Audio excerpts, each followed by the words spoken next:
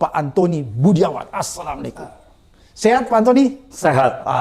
Pak Antoni, ini kan kita dikejutkan lagi nih, sebuah peristiwa yang menghentakkan kita semua. Ya. Tom Lembong digelandang, diborgol, dan dijobloskan masuk ke dalam penjara, dalam tahanan. Karena tuduhan korupsi. Berkaitan dengan posisi beliau pada saat itu selaku Menteri Perdagangan yang memberikan izin impor gula. Kira-kira seperti itu. Tapi kemudian orang mempersoalkan kejaksaan. Bahwa ternyata kalau dilihat dari kasusnya, kelihatannya jauh dari adanya pertama penyelewengan, satu.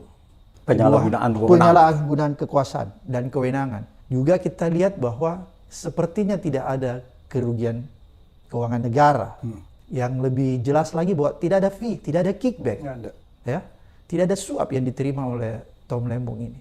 Kalau Pak Antoni sendiri melihatnya nih dari kacamata seorang ekonom ya, apakah tindakan yang dilakukan Tom Lembong dalam kapasitasnya sebagai Menteri Perdagangan yang dituduhkan oleh Kejaksaan Agung ini sebenarnya sama sekali tidak bisa dikategorikan sebagai peristiwa tindak pidana korupsi yang merugikan keuangan negara?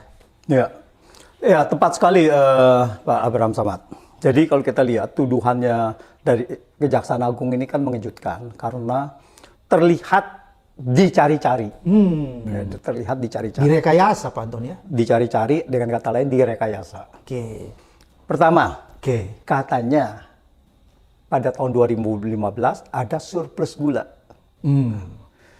Tapi faktanya kalau kita lihat data statistik, itu kita import gula total itu 3,3 juta ton. Padahal yang diberikan di dalam tuduhannya yaitu 105.000 ton diberikan kepada perusahaan swasta. Itu. Tetapi ada kontradiksi dengan tuduhan jaksa yang lainnya. Yaitu dia bilang kalau dalam shortage, dalam kekurangan gula di domestik ini, maka harus dilakukan import gula kristal putih. Dan itu harus dilakukan oleh BUMN. Itu kata jaksa ya? Itu kata jaksa gitu. Dan harus dilakukan oleh BUMN.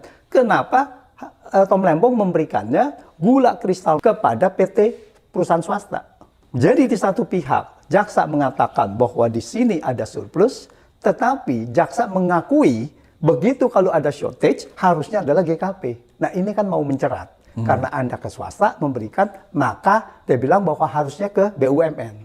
Nah, di dalam pemberian gula kristal mentah, itu swasta memang dibolehkan. Dan kebanyakan memang swasta gitu.